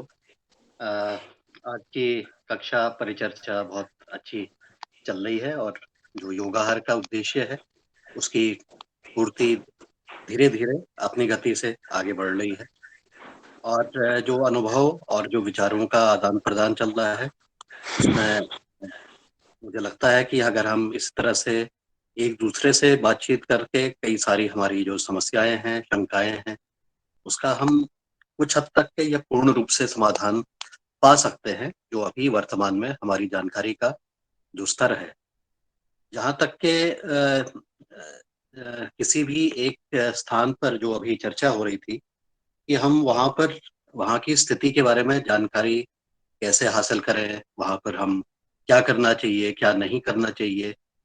बहुत सारे ऐसे प्रयास किए गए हैं कि जानकारी को एकत्र किया गया है और जानकारी एकत्र करके उसके आधार पर कुछ एक स्थिति या समझ बनती है। तो मैं बताना चाहता हूँ कि हमारी सारी टीम ने मिलकर के पिछले साल कई जगह पर कार्य किया और उन्होंने हर एक जिले की एक-एक प्रोफाइल तैयार की कि हम जिस जनपद में काम कर रहे हैं, वहाँ की स्थिति क्या है, वहाँ के की फीचर्स क्या हैं, वहाँ के की स्टैटिस्टिक्स क्या हैं, वो सब इकट्ठा किए और इस काम को करने में जब उन्होंने आगे इसको देखा, ये समझा, तो हमें 2 चीज़ें के बारे में और जानकारी मिली कि हर एक जिला की एक प्रोफाइल बनती है, जो कि जिला प्रशासन बनाता है। हर एक जिले की प्रोफाइल बनती है, उसको सांख्यिकी पत्रिका कहते हैं। उसमें सारी जानकारी उस जिले की उपलब्ध होती है। लेकिन कृषि से संबंधित एक और डॉक्यूमेंट बनता है, जिसको वो कहते हैं कंटिंजेंसी प्लान, कि अगर मेरे जिले में बारिश ज़्यादा हो गई, कम बारिश हो गई, तापमान ज़्यादा हो गया, कम तापमान हो गया, वगैरह-वगैरह इस तरह की जो प्राकृतिक घटनाएँ होती हैं, उसको अगर वो स्थिति आती है, तो फिर किसानों को क्या करना चाहिए? तो हर एक जिले का एक कंटिंजेंसी प्लान भी बना हुआ है और ये उपलब्ध है, इंटरनेट में भी उपलब्ध है। उसके आधार पर अगर कोई संगठन, समूह, किसान बड़े स्तर पर अपना कई किसानों के साथ मिलकर के अपनी जब प्लानिंग करते हैं और तो उसमें इस तरह के आंकड़ों की भी उनको आवश्यकता पड़ती है। उसमें उनको बाज़ार के बारे में भी कुछ जानकारी उपलब्ध हो जाती है। इसके अलावा अन्य बहुत सारे सरकार के पोर्टल और मंडी से संबंधित जानकारी उस जिले में जो भी उपलब्ध हैं, वो भी ऑनलाइन उपलब्ध हो गई हैं। अब सवाल ये है कि इतनी सब जानकारी जब हो जाती है, तो इसका अध्ययन कौन करेगा? इसका उस अध्ययन के बाद निष्कर्ष कैसे निकालेंगे? तो यह काम जब एक व्यक्तिगत रूप से भी कर सकते हैं, लेकिन समूह जब बनता है किसी कृषकों का, तो वो सामूहिक रूप से अपनी ज़िम्मेदारियों को बाँटते हुए अलग-अलग ऐसी जानकारी जो उपलब्ध है, उसके आधार पर और अपने अनुभव के आधार पर इस चीज़ पर चर्चा कर सकते हैं, मतलब इसको अध्ययन कर सकते हैं, उसके ऊपर एक निष्कर्ष निकाल सकते हैं, उसके विकल्प निकाल सकते हैं, कई तरह के विकल्प हो सकते हैं और उसको आपस में चर्चा करने के बाद अपनी रणनीति का उस क्षेत्र में हमें क्या करना चाहिए, क्या नहीं करना चाहिए, उसके लिए ज़रा-सी और साइंटिफिक तरीके से आगे बढ़ सकते हैं।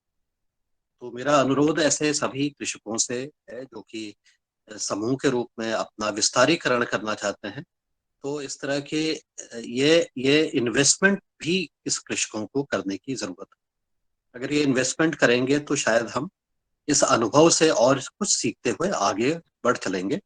परफेक्ट नहीं होंगे, एक बार पढ़ने से कोई परफेक्शन नहीं होगा क्योंकि कई बार ऐसा भी होता है कि कुछ आंकड़े सही नहीं भी होते हैं जो सरकार के द्वारा तैयार होते हैं। इसलिए वहाँ पर हमें अपना अनुभव और अन्य जो वहाँ पर भागी है, उनके साथ चर्चा करने के बाद, ऑब्जर्वेशन करने के बाद भी हमें निष्कर्ष को निकालना। तो ऐसा करते हुए हम ज़रा-सी सिस्टमैटिक तरीके से शायद अपनी जो इस यात्रा में जो भी चलना चाहते हैं, चल रहे हैं, उसको और सिस्टमैटिक बना सकते हैं और उसके अनुभव को पॉजिटिव बना सकते हैं। गलतियाँ कम हो सकती हैं। इसी प्रकार से हमारे जो साथी हैं जो अ, किसी एक क्षेत्र में अब और बहुत सारे ऐप भी अब आने लग गए हैं, जो कि ये सब चीज़ों को जानकारी इंटीग्रेट करके देने का प्रयास करेंगे। हमारे पतंजलि योगपीठ में ही कल उत्तराखंड शासन के वरिष्ठतम अधिकारी आकर के जो हमारे डिजिटल इनिशिएटिव्स हैं उसके ऊपर चर्चा करके उसको देख करके उस पर एक पायलट करने की बातचीत अपने अपने क्षेत्रों में उन्होंने कर ली है और अन्य कई सारे विभागों को इंटीग्रेट करते हुए इस तरह से यह प्रयास अभी चालू हो रहे हैं और हम इसी तरह से प्रयास जारी रखेंगे कि इसका लाभ आने वाले समय पर जब सब चीजें बिल्कुल परफेक्ट हो जाए तो इसका लाभ निश्चित रूप से अन्य राज्यों पर भी मिले और उसका फायदा कृषकों को भी मिले और उपभोक्ता दोनों को मिले, सबके लिए विन विन सिचुएशन हो।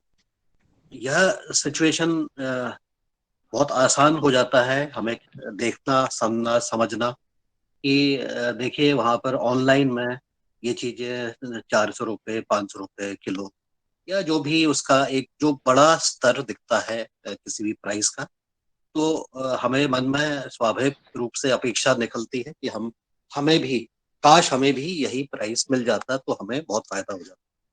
लेकिन जो मार्केट की जो व्यवस्था है उसमें यह भी हमें देखने की जरूरत है कि कई बार मार्केट में जब काम करते हैं तो बहुत लोग धोखाधड़ी भी करते हैं। वो उनका माल की गुणवत्ता अच्छी हो या नहीं हो, एक तो उसके बारे में प्रामाणिकता नहीं रहती है, और कई बार ज्यादा प्राइस के करते हुए भी लोग खरीदते हैं, फिर उनको विश्वास उनका डगमगाता है उसकी क्वालिटी को देखते हुए, और फिर उनके उनके मन में जैविक खेती या प्राकृतिक खेती या इस तरह की जो हम बात कर रहे हैं उसके प्रति जरा सी वो विमुख हो जाते हैं, और उससे पूरा जो हमारा मूवमेंट है उसके ऊपर जो हम कार्य कर रहे हैं उस पर एक नकारात्मक प्रभाव पड़ता है। तो यह मेरा मानना है, और मेरे साथ मेरे कई सारे साथी इसके बारे में विचार कर सकते हैं कि मार्केटिंग का जो कार्य है, जो हम गुणवत्ता युक्त उत्पाद है, अगर हमारे पास कम मात्रा में है, उसको स्थानीय स्तर पर, लोकल स्तर पर जो भी मार्केट है उसकी गहनता पूर्वक जाते हुए उसको सैचुरेट करने का प्रयास करें। उससे जो अनुभव मिलेंगे उसके आधार पर उसको ऑनलाइन भी और दूर की मार्केट पर भी टारगेट करने का प्रयास कर सकते हैं। कई बार मैंने देखा है कि जैविक उत्पाद के नाम पर लोगों ने सब कुछ लगा दिया, प्रमाणीकरण भी करा दिया, लेकिन उसके बाद पता लगा कि ये तो इसकी गुणवत्ता उतनी अच्छी नहीं है जितना कि दिख रही है, जो कागज में दिख रही है और जो वाकई दिख रही है, दोनों में काफी अंतर है। तो इस तरह से हम पहले अपने जो आसपास के ग्राहक हैं, जो भी क्लाइंटेल है, उसके साथ सघन रूप से कार्य करते हुए वहां की मार्केट को जब सैचुरेट कर लेंगे और जो नियंत्रण में भी होगी हमारे, तो ये मार्केट पर नियंत्रण के ऊपर भी हमारे कुलदीप बुनियाल जी ने समय समय पर बातचीत की है, और अगर ओंकार जी को उनसे संवाद करने की जरूरत पड़े तो अलग से भी उनके साथ संवाद करेंगे, तो आपको अपनी मार्केटिंग के बारे में बहुत अच्छा तरह से शायद आपको मार्गदर्शन मिल पाएगा। तो मेरा यह अनुरोध है। साथ ही हमारे रवि आदित्य जी ने पिछले समय से जब वो हमारे साथ जुड़े, और विशेषकर इस योगाहार कार्यक्रम में उनको धीरे धीरे उन्होंने अपना कार्य को आगे बढ़ाया, और बहुत सारे जो सफलता की कहानियों को समझने का, बताने का उन्होंने प्रयास किया। उनके इन प्रयासों को मैं हार्दिक उनको अभिनंदन भी करता हूँ, और मैं अपेक्षा कर रहा हूँ कि आने वाले दिनों में हमारे पास एक पड़ोसी जो हमारे राष्ट्र है नेपाल, वहाँ की एक नगर पालिका है जो अपने आप को पूर्ण रूप से जैविक करना चाहती है। उसके साथ हमारी बातचीत हुई है, तो जब भी ऐसा मौका मिलेगा तो रवि आदित्य जी के और भुवनेश्वर राय जी के, क्योंकि वो सबसे नजदीक है वहां से, उनके अनुभव का लाभ मिलेगा वहाँ के कृषकों को भी और वहाँ के उपभोक्ताओं को भी। और कार्यक्रम की रूपरेखा हमने बना करके उनको अब भेजने वाले भी हैं, तो अगर ऐसी संभावना उनके साथ आगे बढ़ती है तो हम जो हमारे कृषक बिहार, झारखंड और ऐसे कृषक जिन्होंने बहुत अच्छा कार्य किया है, जैविक खेती के ऊपर कार्य किया है, विश्व मुक्त भोजन के ऊपर कार्य किया है, उनके माध्यम से भी वहाँ के जो कृषक हैं, वहाँ के जो ट्रेनर होंगे, ट्रेनर फार्मर्स होंगे, उनके माध्यम से भी वहाँ के जो स्थिति है उसको करने पर हम अपना योगदान करने का प्रयास करेंगे। और आने वाले समय पर ऐसे ही एक दूसरे को सहयोग करते हुए, एक दूसरे की मदद करते हुए, एक दूसरे को जानकारी देते हुए, उत्साह बढ़ाते हुए हम आगे काम करते रहेंगे। आगे एक दूसरे की जो कई बार कल की चर्चा में भी ये बात हो रही थी, जहाँ पर रामकृष्ण रघुवंशी जी इनवाइट कर रहे हैं, सभी को इनवाइट कर रहे हैं, तो उससे एक उल्लास का माहौल बनता है। इसका एक उल्लास मन में आता है कि हम सब लोग एक जुड़े हुए हैं, एक दूसरे से जुड़े हैं, एक दूसरे के बारे में हमें जानकारी है, और एक दूसरे के प्रति हम संवेदनशील भी हो गए हैं, और इसका लाभ लेते हुए हम एक दूसरे को मदद कर सकते हैं, एक दूसरे की सहायता कर सकते हैं। और इस एक दूसरे की मदद करते हुए हम आगे बढ़ेंगे, ऐसा मेरा मानना है। मैं आज अपनी बात यहीं पर विराम करता हूँ। आप सभी को धन्यवाद। ओम नमस्कार। नमस्कार, धन्यवाद सर। आपका, जैसा कि हम सबको बड़ा प्रतीक्षा रहती है कि आपका मार्गदर्शन जब मिलता है तो हम लोगों को दिशा मिल जाती है। आपको बहुत बहुत साधुवाद, आपने अपना मार्गदर्शन दिया और सदन में वो नई ऊर्जा, जैसा कि आपने परिवार के एक दूसरे के साथ आपस में प्रेम भाव, योगा हर परिवार कि वाकई में एक दूसरे से इतना लगाव हो गया है कि अगर एक दिन भी अगर नहीं मिलते हैं या बात नहीं आते हैं, सदन में नहीं उपस्थित होते हैं, तो ऐसा लगने लगता कि आप कहाँ हैं। इतना स्नेह प्रेम स्वैच्छिक कार्यक्रम है चूंकि, और ये चल रहा है। हमारे सदन में उपस्थित किसी भाई का, बहन का कोई सुझाव हो, कोई अपनी बात रखना चाहता है तो सदन में अनम्यूट करके अपनी बात रखने का कष्ट करें। सदन ओपन सेशन है, किसी को भी कोई बात रखना है तो स्वागत है आप लोगों का। सर जी नमस्कार। जी नमस्कार बब्बी यादव जी, विक्की यादव जी, सॉरी, हरियाणा से स्वागत है। सर जी, एक तो ये मैं ये जानना चाह रहा था कि हम बार बार जो ये पीजीएसन सर्टिफिकेशन की बात कर रहे हैं, मैं एक तो मतलब पीजीएस सर्टिफिकेशन से कितने किसानों का माल बिक पा रहा है, और मैं एक सदन में भी आपके में 2-3 बार बात रख सकता हूँ कि इससे मतलब श्योरिटी 1% भी कस्टमर को या किसान को नहीं हो रही है, और उसी चीज को हम बढ़ावा दे रहे हैं। एक तो सबसे मेन चीज हमारी पॉलिसियां जो हैं वो बहुत गलत हैं। मतलब आप ये आजादी से पहले का इतिहास उठा के देखो, हम सोने की चिड़िया कहलाते थे, और आज हमारा मतलब वर्ल्ड के लेवल पे जब हम बात करते हैं तो आज हमारा स्टेटस 85वां नंबर जा चुका है, गरीबी रेखा में हमारा हिंदुस्तान जा चुका है। क्यों गया है? ये हमारी पॉलिसियां जो थी निर्धारण की गई वो बहुत गलत पॉलिसियां थी। उस पॉलिसियों के कारण बंधीकरण में आया इंसान, और बंधीकरण में जब काम करेगा इंसान तो कभी भी कामयाबी की तरफ नहीं बढ़ सकता। और ऑर्गेनिक खेती में भी हम जितना बंधीकरण किसान को करेंगे ना, मतलब वो पॉलिसियां गलत से चुनाव की जाएंगी, और स्थिति वही आनी है। हरित क्रांति जब आई, क्या किसी किसान पे बंधीकरण लगाया गया कि भाई आप इसका सर्टिफाइड करवाओ, इस पे रजिस्ट्रेशन करवाओ?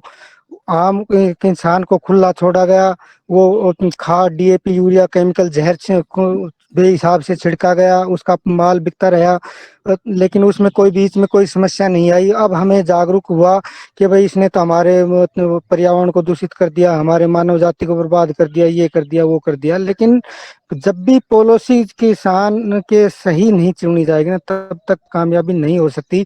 अभी सर्टिफिकेशन का मैं आप एक कोई प्रैक्टिकली उदाहरण दे रहा हूँ आज आपको मैं। मतलब इस सर्टिफिकेशन का इतना बुरा प्रभाव है, और जिस सर्टिफिकेशन की आप पतंजलि भी कर रही है और भी कर रहे हैं, वो खुद ये श्योरिटी नहीं लेते कि भाई हमने जिस किसान को सर्टिफिकेशन दिया है, हमारी कोई गारंटी, हमारी कोई जिम्मेवारी है। अगर इसको हमने बतौर इसकी टेस्टिंग बाकायदा रूल रेगुलेशन से सर्टिफिकेट दिया है, इसका प्रोडक्ट बिल्कुल 100% ऑर्गेनिक है। क्योंकि सर्टिफिकेशन किसी इसने मॉल की मैं अभी जिक्र करूँ, एक कस्टमर ने किसी मॉल से सर्टिफाइड प्रोडक्ट खरीदा, और उस कस्टमर ने जानकारी के कारण, अच्छी जानकारी थी, उसने उसकी टेस्टिंग कराई। जब टेस्टिंग कराई तो उसमें पता चला कि वो जिस प्रोडक्ट को सर्टिफाइड प्रोडक्ट उसने लिया है वो तो 100 का 100 केमिकल है। तो उसने उसी मॉल पे जाके बात करी, उन पे केस किया कि भाई आप मैंने सर्टिफाइड लिया, आपने मेरे को केमिकल का दिया, मतलब क्या हमारा कस्टमर का भी कुछ अधिकार है? तो उस कोर्ट में जाके ये बात उस मॉल ने, ये के वकील ने ये रख दी कि हमने किसान से सर्टिफाइड माल लिया, ना हमने बनाया है ना कुछ किया है, हमें उसका नहीं पता, वो उसने हमें केमिकल का दिया या कुछ दिया, ये सर्टिफाइड है, ये सर्टिफिकेट रही उस किसान की, और हमें इसका ज्यादा जानकारी नहीं, हमें कोई पता नहीं है, ना हमारी कोई जिम्मेवारी बनती है। तब बात आई किसान पे गई, किसान ने कहा भाई मेरे को सर्टिफिकेट मिला हुआ है, भाई मैं कर रहा हूँ ऑर्गेनिक, मेरा ये सर्टिफिकेट। जब कंपनी पे बात गई तो कंपनी ने ये कह के पीछा छुटा लिया कि मैंने तो इस किसान को 1 एकड़ का सर्टिफिकेट दिया था, और वो मुझे क्या पता वो 4 एकड़ में केमिकल कर रहा है, 2 एकड़ का वो माल दिया है, ऑर्गेनिक दिया है, मुझे क्या पता। तो कोर्ट में ये डिसीजन हो गया लास्ट में कि भाई किसी की कोई जिम्मेवारी नहीं है, कस्टमर ने पैसा दिया ना उसको कुछ मिला ना कुछ। तो इस सर्टिफिकेशन का मैं ये पूछता हूँ क्यों हम बढ़ा दे रहे, क्यों किसान को बंदीकरण करने, जब कोई जिम्मेवारी कोई इसका रूल रेगुलेशन ही नहीं है। तो जी आदरणीय विक्की यादव जी, ये आपने एक प्रकरण की बात कही है, और ये 100% कोई भी, चाहे वो पीडीएस सर्टिफिकेशन हो, चाहे कोई भी कार्यक्रम हो, 100% रिजल्ट देना तो नामुमकिन है। कहीं कहीं हो जाता है, जो किसान गलतियां करते हैं। सर्टिफिकेशन का मतलब ये है कि कहीं हम उस बहाने हम उस किसान के पास जाते हैं, उसको हम ऑर्गेनिक खेती की चर्चा करते हैं, उसको मोटिवेट करते हैं, उसको करने के लिए हम बताते हैं। हम पुरानी परंपरा, हम खेत पे पेड़ लगाएं, हम खेत की बंद बांधें, हम केमिकल वाले खेत का उसमें पानी ना आने दें, हम वहाँ जो जीव आधारित खेती है, पुरानी पद्धति है, हम उसके आधार पर हम खेती करें। ये प्रमाणीकरण, जैविक जो प्रमाणीकरण पीजीएस का वो है, वो हमारे उसी गांव का किसान, वही उसी ग्रुप का किसान ही उसको सर्टिफाई करते हैं, जो सामाजिक अंकेक्षण टाइप का होता है, इस प्रकार की बात करते हैं। हम कोई वो एक सर्टिफिकेट, ये सर्टिफिकेट देते हैं कि हमारा किसान अपने खुद के संसाधन से जैविक खेती कर रहा है। जैविक खेती आज जो हरित क्रांति के नाम पर पहले जो किसानों को वो अधिक उत्पादन की लालच में जो मोटिवेट किया है, पहले किसान की सोच क्या थी, आज की किसान की सोच क्या हो गई है। पहले किसान अपना परिवार मान के इस देश को पालता पोसता था, उसको अच्छा खाना खिलाता था, अच्छा उगाता था और अच्छा खाता था, और इतना नहीं था कि उसको इतनी जरूरत पड़े, उसको संग्रह करने की कोई आवश्यकता नहीं थी। जहां किसान 1 एकड़ में खेती करता था, आज 10 में कर रहा है, फिर भी उसकी पूर्ति नहीं हो रही है।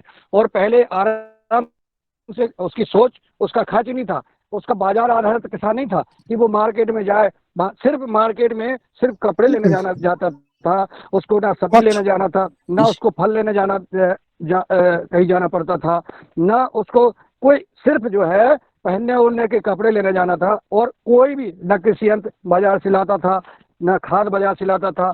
उस समय कोई प्रमाणीकरण की और किसी सर्टिफिकेट की आवश्यकता नहीं थी। समय बदला है। आज देश में जो स्थिति चल रही है, आज चाहे वो धार्मिक को लेकर के, आज देखिए मुस्लिम समाज कितनी वो करने लगा। पहले हमें कहाँ जरूरत थी, पहले हम एक नारा लगाते थे, हम सब भाई भाई आपस में, सारे देश के सब भाई भाई।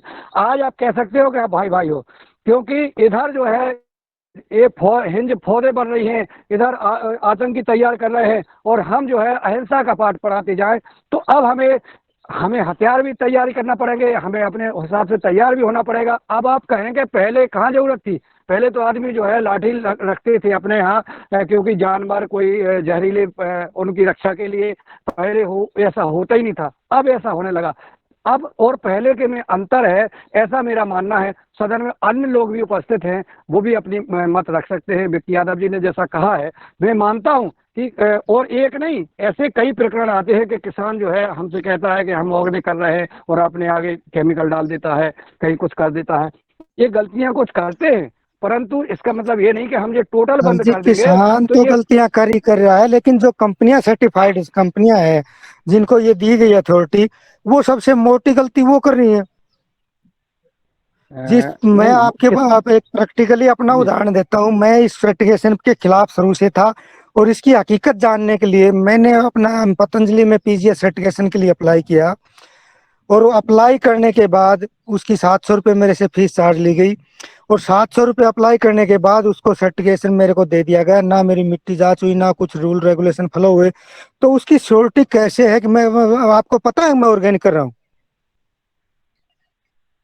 आप सबसे मोटी कंपनियां जिनको अधिकार दिए जा रहे हैं ना, वो अपना प्रॉफिट, अपनी वो ही बात है। जब तक कंपनियों को अधिकार दिए जाएंगे ना, कंपनियां अपने फायदे के लिए, जो जिसको भी अथॉरिटी मिली, अभी हरियाणा में हमारे एक डॉक्टर मुकेश कंबोज जी, वो अभी भी कल शुक्रवार की जो मीटिंग थी हरियाणा सरकार की, उसमें भी बोल रहे थे पीजीएस फलाना दिखड़ा ये वो। मतलब अपने फायदे के लिए इंसान जो है सरकार को भी गुमराह करता है, वो अपना फायदा उससे उसको वो पीजीएस सर्टिफिकेशन करेगा, फलाना करेगा, किसान को लूटेगा। मतलब एक पीजीएस सर्टिफिकेशन आज 20-20, 25-25 हजार रुपये में किसान को मिल रही है। कितना लूटा जा रहा है, आप ये देखो। और हम उस पीजीएस पे सरकार भी जोर दे रही है और सभी जोर दे रहे हैं, उस सर्टिफिकेट का 1% फायदा ही नहीं है, तो उसको क्यों बढ़ाया जा रहा है, मेरे को ये समझ में नहीं आ रहा। जी, मैं कुछ बोलना चाहूँ इसमें आपको बीडी जी? जी जी, स्वागत है। जी, मैं ये कहना चाह रहा हूँ, जैसे अभी आपने क्या कहा कि पहले क्या होता था और अभी क्या होता है। पहले क्या होता था ना कि किसान अगर ईमानदार है और ईमानदार कोशिश वो कर रहा है, वो प्रयोग अपनी तरफ से कर रहा है। अभी क्या हो रही है, जो मुन्नी लाल जी भी इस बात को जोर दे रहे थे कि अभी अधिक उत्पादन के बावजूद भी एक संतुष्टि जो होती है वो नहीं हो रहा है। अभी आपने कहा पीजीएस की वाकई कोई आवश्यकता नहीं है। अगर आपकी बात को मैं लेके चलूं तो पीजीएस की आवश्यकता नहीं है। पीजीएस को अगर आप एक प्रमाणीकरण के रूप में अगर आप सिर्फ देखते हैं तो प्रमाणीकरण के साथ साथ तो एक आपके विश्वास का टेस्ट है। अगर आप उस चीज को देखें, जिस कार्य को आप कर रहे हैं, आपने कहा कि नहीं मैंने 700 रुपए दिए हैं और 700 के बाद कोई मिट्टी की जांच नहीं हो। मैं कह रहा हूं कि पहला ही जो एक हमारी जो प्रक्रिया है, जो प्राकृतिक खेती की, अगर हम उस प्रक्रिया को फॉलो कर रहे हैं तो आप पीजीएस को सिर्फ और सिर्फ एक, अगर आप दो तरह की शिक्षा की मैं बात करता हूँ। शिक्षा की बात कहने का मतलब एक होता है कि आपने 10th की परीक्षा पास की, आपको बोर्ड की ओर से एक सर्टिफिकेट मिला। एक शिक्षा होती है कि आपने 10th तक की पढ़ाई तो घर पे कर ली, उससे संबंधी जानकारी तो ले ली, लेकिन आपके पास एक प्रमाण नहीं आया।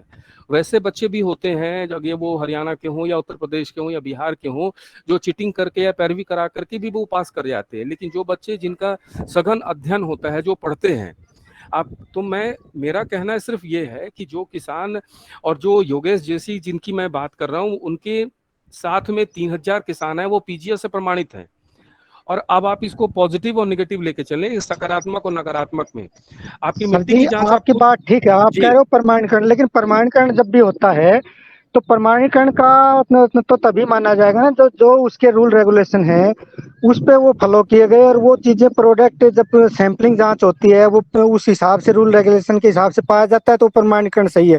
जो पाया ही नहीं गया तो प्रमाणीकरण कहाँ हुआ फिर वो? नहीं, प्रमाणीकरण वही तो कह रहा हूं कि अगर आप अपने साथ में, जैसे आपके साथ अगर 5 किसान हैं, 4 किसान हैं, अगर वो समूह के साथ में आप लोग पीजीएस से जुड़े और समूह के साथ आप खेती की ओर जा रहे हैं, तो आप पहले टेस्टिंग तो आप खुद से कराएं। मेरा ये कहना है कि जो आप खुद की टेस्टिंग, आपने कहा ना कि वो मॉल में खरीद के उन्होंने जानकारी हासिल की। आप अगर वैसे हम लोग देखें तो बहुत सारी चीजों में जो डिब्बा बंद चीजें आती हैं, हमारे घर में चला आता है, उसमें पेस्टिसाइड या प्रिजर्वेटिव यूज होता है, हम लोग उसका सेवन कर लेते हैं। बहुत बार ऐसा होता है जो एक्सपायरी डेट की चीजें हम लोग खा जाते हैं। लेकिन मेरा खुद का कहना है कि खुद स्वतः जो कहते हैं ना कि प्रमाणीकरण, एक पीजीएस को छोड़ के स्व प्रमाणीकरण पे अगर हम बात करें कि नहीं हमारे उत्पाद सही हैं और गुणवत्ता के आधार पे हैं। और अभी जैसे पीजीएस की प्रमाणीकरण की बात आई, एक हम ही लोग के फार्मर हैं पुरुषोत्तम सिद्धपुरा करके, वो पीजीएस और एपिडा से प्रमाणित हैं।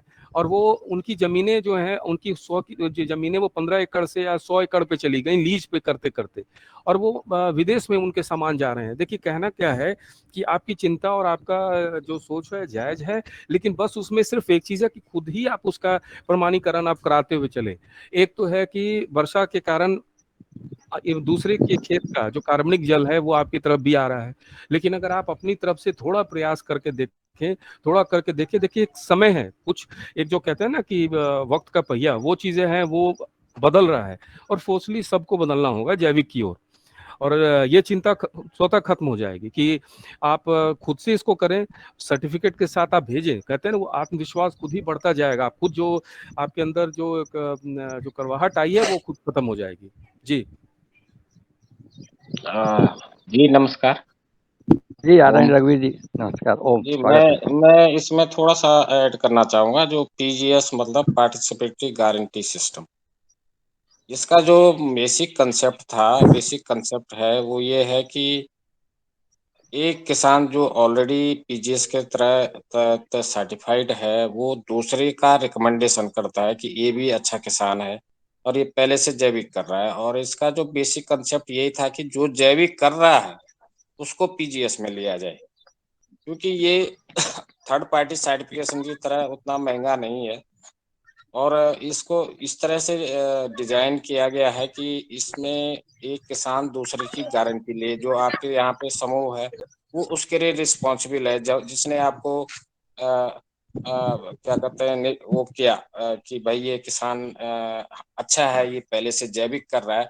और क्योंकि जैविक कर रहा है, कोई राष्ट्रीय स्तर पर उसका कोई रिकॉग्निशन नहीं है, तो उसके लिए पीजीएस सर्टिफिकेशन है। और दूसरी बात मैं ये कहना सर चाहता जी, हूँ कि समस्या तो यही जो है एक कि अभी मिनट आप मेरी सर बात जी कह रहे सुनिए। थे बच्चे। हाँ तो उसमें दूसरी बात ये है कि अगर आप अपने माल को कहीं विदेश भेजते हैं तो उसमें तो मैंडेटरी है कि अ, आपको सर्टिफिकेशन आपको पूरी एनालिसिस करके देना है अपने प्रोडक्ट का, अपने उसका तो तभी वो जाता है। अभी इंडिया में एफएसएसआई के माध्यम से ये चल तो रहा है, लेकिन अभी ग्राउंड लेवल पे इम्प्लीमेंट नहीं हुआ है। कि इसमें जो केमिकल एनालिसिस है उसकी, क्योंकि महँगी भी है, तो वो सिर्फ़ पारंपरिक कृषि विकास योजना के तहत उसमें केमिकल एनालिसिस हो रही है, जो पारंपरिक कृषि विकास, क्योंकि उसमें गवर्नमेंट फंड फ्लो हो रहा है, तो उसमें तो हो रही है। लेकिन जो नई जो इंडिविजुअल जो एजेंसी के थ्रू किया जा रहा है, उसमें क्योंकि दिक्कत इसलिए आ रही है कि उसमें पैसा ज़्यादा लगता है। तो ये दिक्कत है उसमें। तो नॉर्मली मैं बताऊँ कि जो जो मेथड है, उसको खर्चे को कैसे कम किया जाए, एनालिसिस होनी चाहिए। तो होना ये चाहिए कि एक क्षेत्र में माना 10 किसान हैं या 15 किसान एक गाँव में हैं जो पीजीएस कर रहे हैं और वो अपना माल बिल्कुल प्रूव करना चाहते हैं कि तो एक दूसरे का देख-रेख होनी चाहिए, एक दूसरे के अंदर विश्वास होना चाहिए, एक दूसरे का रिस्पॉन्सिबिलिटी होनी चाहिए, ये भी पता होना चाहिए कोई बदतमीज़ी तो नहीं कर रहा है, कुछ केमिकल तो नहीं यूज़ कर रहा है। और फिर आप एक कॉमन प्रोडक्ट उगा रहे हैं, माना सपोज़ ज्वार उगा रहे हैं या बाजरा उगा रहे हैं या फिर कुछ धान उगा रहे हैं या कोई गेहूँ उगा रहे हैं, तो उसका जब हम मार्केटिंग करें बल्क में मतलब कम से कम 500 क्विंटल, 200 क्विंटल या 100 क्विंटल भी, तो तब हम एक उसकी एनालिसिस कर सकते हैं, उसको बोलते हैं बल्क सैंपलिंग। तो सब इकट्ठा करके हमने एक एनालिसिस की, वो उसका खर्चा भी बेयर हो जाता है। मैंने कहा कि अगर आप कॉन्ट्रैक्ट बेस पे या किसी ढंग की लैब में जाएँगे तो 7-8 हज़ार में आजकल उससे भी कम में हो रहा है, क्योंकि लैब बहुत इसमें भी कॉम्पिटिशन बढ़ गया है। तो उसमें आप अपने उसका टेस्टिंग भी करवा सकते हैं। मेरा मतलब कहना इतना ही है, क्योंकि ये क्या कहते हैं पीजीएस, मुझे लगता है कि अ, ये उन किसानों का नहीं किया जाना चाहिए जो ऑलरेडी केमिकल कर रहे थे बहुत और अब कन्वर्जन में है। कन्वर्जन करेंगे फिर जैविक की तरफ मोड़ेंगे। ये उन किसानों के लिए नहीं था कि पीजीएस केवल उन किसानों के लिए था जो ऑलरेडी उस पारंपरिक खेती को कर रहे थे, लेकिन उनके पास कोई रिकॉग्निशन नहीं था। जी, जी, विकी जी, कुछ कह रहे थे? रंगीला जी, सर राधे दुबे जी, स्वागत है। इस संदर्भ में मैं थोड़ा बात जोड़ दूं। कानूनन ये पूरा दायित्व मार्केटिंग करने वाली जो भी कंपनी है उसी पे जाता है। मैंने ऑलरेडी सीड सर्टिफिकेशन के कंपनी में एक 30-40 साल के पहले 5-10 साल एक एडवाइजर के रूप में, ब्रीडर के रूप में काम किया है। तो इसलिए सीड सर्टिफिकेशन, उसके लीगल एस्पेक्ट्स ये हम सबको पता है। उस समय भी सीड सर्टिफिकेशन में भी यही होता है कि सीड बनाता है किसान, लेकिन उसमें अगर कुछ गड़बड़ निकली तो जिस कंपनी ने वो मार्केटिंग किया है, जिसके ब्रांड के आधार पे किया है, उसी को फाइन होता है, उसी का सब दायित्व होता है। तो सर्टिफिकेशन का कानून ही ऐसा है। तो सर्टिफिकेशन के कानून में भले ही वो मॉल वाले ने कंपनी पे भेजा, ढकेल दिया, कंपनी ने किसान पे ढकेल दिया, ये लीगली गलती हुई है या फिर जैसा कि वकीलों ने एक दूसरे को एडजस्ट कर लिया है, उसमें किसान का दायित्व बिल्कुल नहीं आता। मैं 100% बोलता, कानून की परिभाषा में वो किसान का दायित्व आता ही नहीं है। जिसने मार्केटिंग किया, जिसने ब्रांडिंग किया, उसी पर दायित्व आता है। और हम भविष्य के लिए भी ख्याल में रखें, हम किसी एजेंसी को अगर माल बेचते हैं तो वो माल बेचने वाली जो एजेंसी है वो सर्टिफिकेशन करवाने वाली एजेंसी पे निर्भर रहती है, और सर्टिफिकेशन करवाने वाली एजेंसी पे वो दायित्व आता है, किसान पे नहीं आता। सर्टिफिकेशन करवाने वाली जो एजेंसी है, क्योंकि उसने पैसा ही उसके लिए लिया है, और पैसा लेने के बाद में उसकी पूरी जांच पड़ताल करवाना और उसके बाद में सर्टिफिकेट देना कि नहीं देना, उसका निर्णय वो एजेंसी करती है। इसलिए मैं सिर्फ इतना ही जोड़ना चाहूंगा कि कानून की परिभाषा में यह दायित्व सर्टिफिकेशन करवाने वाली एजेंसी पे आएगा या बेचने वाले जो कंपनी है उस पे आएगा, लेकिन किसी भी स्थिति में वो किसान पे नहीं आएगा। धन्यवाद। धन्यवाद आदरणीय दुबे जी। शायद विक्की जी आपका अगर बात पूरी हो गई हो तो बताएं, और अगर कोई आपका इशू हो इस पे भी तो सादर आमंत्रित हैं। विक्की यादव जी। हाँ सर जी। अगर आपका उसका जवाब अगर मिल गया है या आप और कुछ। सर जी आपकी बात बिल्कुल सही है, लेकिन मेरा कहने का मकसद ये था कि जो भी काम हो रहा है, सर्टिफिकेशन सेटिस्फाइड हो रहा है, उस पर कस्टमर श्योरिटी करके ले रहा है, लेकिन वो श्योरिटी जब कस्टमर को नहीं मिल रही है तो हम कस्टमर को गुमराह कर रहे हैं और खो रहे हैं। भविष्य में अगर इन चीजों पे ध्यान नहीं गया है ना, तो हम जिस ऑर्गेनिक को पुकार रहे हैं ना, इस ऑर्गेनिक की ऐसी हालत हो जानी है कि वापस वही केमिकल पे लोगों को जाना पड़ेगा अगर इस पे ईमानदारी और ऑनेस्टली से काम नहीं किया गया। और इसीलिए मैं सर्टिफिकेशन वालों कंपनियों से अथॉराइजों को ये ही कह रहा हूँ कि आप अपना ईमानदारी से काम करो, उसकी जो रूल रेगुलेशन बनाए वो टेस्टिंग होनी चाहिए, उसी के आधार पे सर्टिफिकेशन मिलना चाहिए, किसी किसान की गवाही के आधार पे मत दो। अगर आप इन चीज़ों पे जब जिनकी सर्टिफाइड हैं, सर्टिफिकेशन है, उन किसानों के अगर प्रोडक्ट जब आप जांच करोगे ना, तो आपको 5% किसान ही ऑर्गेनिक मिलेंगे, जो एक एक ग्रुप में आप 3-3 हजार मिला बता रहे हो ना। मैं चैलेंज देता हूँ, उनके अगर प्रोडक्ट से टेस्टिंग कराए जाए, उस सर्टिफिकेशन के आधार पे माल बिक रहा है, उनका अगर टेस्टिंग के आधार पे माल बिकेगा ना, तो वो सारे फैल हैं।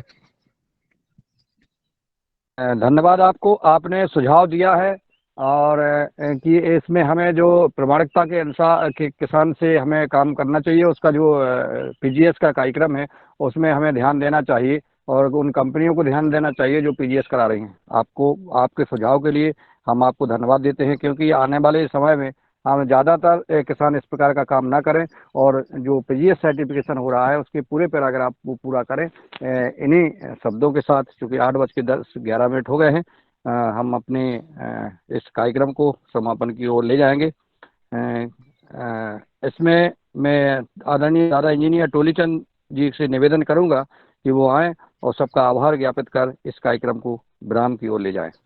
आदरणीय इंजीनियर टोलीचंद जी, मेरी आवाज़ आप तक पहुंच रही हो तो अनम्यूट करें जी। ओम। ओम। मैं भंडारा से इंजीनियर टोलीचंद पारदीप। आज के योगार कार्यक्रम में जिन्होंने कक्षा ली, बहुत अच्छी तरह से कक्षा ली, उसके बाद में हमारे रवि आदित्य ने जी बहुत अच्छा मार्गदर्शन किया है। इसमें सभी की हित की बात है और भी बाकी लोगों ने जो कुछ प्रश्न उठाए उनके भी समाधान उन्हें मिले हैं, तो बहुत अच्छा कार्यक्रम हो रहा है। इसमें हमारे मेन जो है पवन कुमार सर जी, वह भी इस कार्यक्रम में जुड़े, उन्होंने भी अच्छा मार्गदर्शन किया, हर दिन ही करते हैं बहुत अच्छे से, इसलिए मैं वे भी अभिनंदन के पात्र है। उसके बाद में कुशवाहा जी है, भगवान दास कुशवाहा जी है, भीमनाथ जी महतो है, भुवनेश्वर राय जी है, डॉक्टर किशोर दुबे जी है, कुलदीप जी उनियाल है, ओंकार नाथ जी है, पुण्यकाम समर्थ जी है, रघुवीर जी रावत है, रमेश चंद मेहरा जी है, रवि आदित्य जी, रूप सिंह राजपूत जी, संदीप जैन, शरद वर्मा जी, विनोद भट्ट जी, योगार ARC लिखा है तो नहीं पता कौन है, मधुसूदन चौहान जी, आप सभी का बहुत बहुत अभिनंदन और धन्यवाद। ऐसे ही कार्यक्रम और अपने साथ में और भी लोगों को जोड़ा करें। इसमें एक सुझाव मेरा थोड़ा सा ये था कि हम लोग तो सभी जुड़ते हैं किसान लोग, किंतु हमारे नौजवान जो है इसमें मुझे बहुत कम नजर आ रहे हैं, तो कृपया नौजवानों को भी अगर इसमें जोड़े तो बहुत अच्छा होगा, क्योंकि वे योग करते नहीं, तो वो एक बहुत बड़ी समस्या है आज के ज़माने की, क्योंकि रात में बहुत रात तक जागते हैं वो और सुबह जल्दी उठते नहीं हैं, तो इसलिए थोड़ा अगर उनसे भी अगर जोड़े तो बहुत अच्छा होगा। इतना कहकर मैं अपने वाणी को विराम देता हूँ। धन्यवाद। धन्यवाद इंजीनियर टोलीचंद जी, आपको धन्यवाद, और अमर निधि यादव को भी धन्यवाद, जो सुबह से 5:30 बजे लिंक को चालू कर लेते हैं और हम सबको ऐड कर रहे हैं। आप सबके, और राजश्री कुशवाहा बहन जी को भी धन्यवाद। आप सबको साधुवाद। आप सब ने हमेशा समय निकाल के रोज इस कार्यक्रम को दिशा दे रहे हैं। आदरणीय टोलीचंद जी ने जो प्रस्ताव दिया है उस पर भी हम सबको गौर करना चाहिए। कल सुबह 5:30 बजे फिर मिलते हैं। सबको साधुवाद, सबको जय किसान, जय जवान, भारत माता की जय। जय भाई। ओम ओम सब ओम।